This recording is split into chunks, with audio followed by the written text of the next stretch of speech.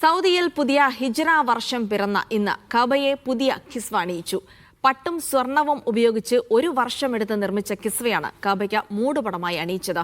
ഹിജ്റ വർഷത്തിലെ ആദ്യ മാസമായ മുഹറത്തിലെ 1-ാം തീയതിയാണ് കഅബയ്ക്ക് പുതിയ മൂടുപടം അണിയിക്കാറുള്ളത്.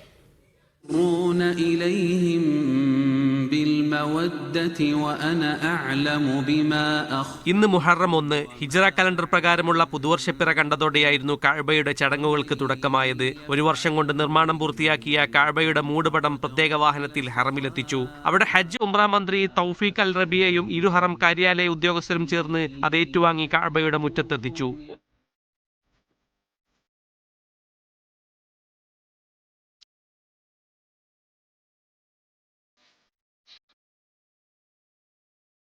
പിന്നാലെ പഴയ മൂടുപടം നീക്കി പുതിയ കിസ്വ മുകളിലേക്ക് ഉയർത്തിക്കെട്ടി.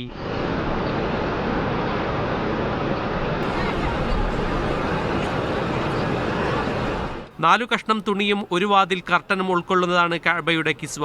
1000 കിലോഗ്രാം അസംസ്കൃത പട്ടും സ്വർണവും കൊണ്ട് ഒരു വർഷമെടുത്ത് നിർമ്മിച്ചതാണ് കിസ്വ.